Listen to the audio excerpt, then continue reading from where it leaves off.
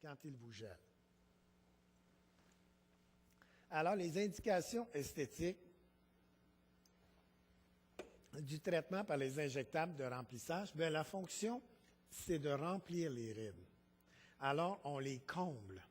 Le Botox va lisser, il va amener la peau à se détendre par des rides produites par la motricité ou le mouvement des muscles. Ne pas confondre.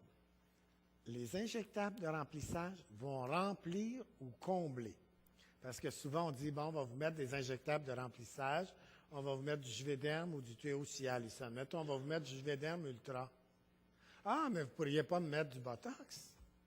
Ça ne s'utilise pas, le Botox, ici, là, à part qu'au menton, les triangulaires des lèvres. Parfois, ça, vous allez rentrer au bureau comme ça. Parce que vous allez diminuer la motricité. Et n'oubliez pas, vous avez juste à regarder. Regardez combien il y a de muscles et de mouvements dans ce mouvement-là. Je le fais pour la caméra. Regardez comment ça bouge, toute cette partie-là. C'est essentiel, nécessaire pour parler, pour manger, pour siffler et l'expression. Le Botox ne s'injecte pas, à part que petites gouttelettes à la lèvre supérieure, le menton et le triangulaire des lèvres. Alors, ça remplit les rides. Ça remplit la ride de lion qui peut-être elle a de la belle ici. Les lignes du front, lorsqu'elles ont été injectées par le Botox et qu'elles ne se sont pas lissées complètement, bien là, ça prend le coup de fer à repasser. Alors, on est obligé d'y remplir et souvent, on le fait une fois. Ça amène la sécrétion de collagène et d'élastine, soit au niveau de la glabelle ou du front, et on n'a pas besoin de le répéter. Les pattes doigts, quand elles sont trop accentuées, on va utiliser un acide hyaluronique beaucoup plus liquide, moins visqueux. Les joues, les pommettes, on peut remplir, on peut recréer la mâchoire, on peut accentuer les lèvres, les redéfinir, les rendre plus pulpeuses. Il y en a que les lèvres diminuent en vieillissant, c'est connu. On recrée le volume. Le nez, alors parfois le nez trop aquilin, on en met un petit peu, ou on remonte la pointe. Les cernes, ça c'est bien. Alors ici, là, quand c'est creux, très creux, on peut atténuer les cernes. Il y avait une question avant la conférence qui a été posée, et concernant les cernes, oui, c'est ça, par Mme Carole Lachapelle. Alors, vous allez avoir votre réponse tout de suite. Mme Lachapelle, ça dépend. Si le cerne est causé en dessous de l'œil par une blépharochalasie, c'est-à-dire une bosse de gras, avant de faire quoi que ce soit, il faudra enlever cette bosse de gras-là par le chirurgien plastique. L'ophtalmologiste aussi en fait, parfois des ORL aussi. Il faut qu'il soit spécialisé dans le domaine. Ou, s'il s'agit d'un cerne parce que c'est creusé, là, on peut remplir avec des injectables de remplissage et c'est instantané.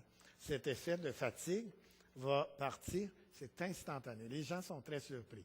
Ça ne change pas la couleur. Si votre cerne est causé par la couleur brune ou la couleur bleue, ça ne changera pas, mais en l'espace d'un an, la couleur brune ou bleue va s'atténuer parce que vous avez plus de volume. Alors, les indications esthétiques, on a remarqué tantôt, les rides du sourire qui sont atténuées. Les rides du sourire, ça s'appelle les plis nasogéniens. Regardez cette photo et celle-là.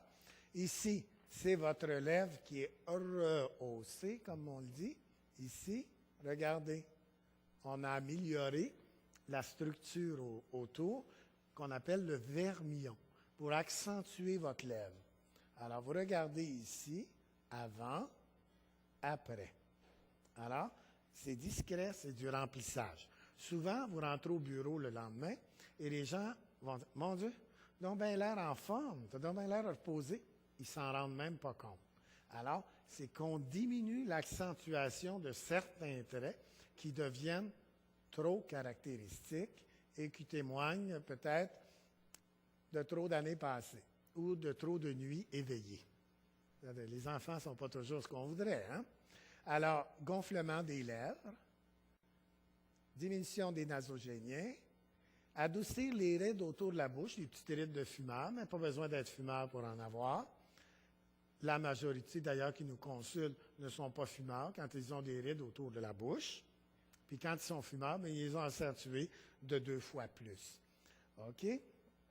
Adoucir les rides au-dessus de la bouche, on l'a dit. Accentuer les pommettes, on l'a dit. Recréer des pommettes. Alors, regardez les lèvres, il y a différentes façons de les injecter. Alors, c'est sûrement les lèvres d'Angelina Jolie, ça. Alors, on peut recréer ici le pourtour. On peut redonner de la pulpe. Et on peut augmenter aussi les deux petits sillons dont le nom m'échappe en haut.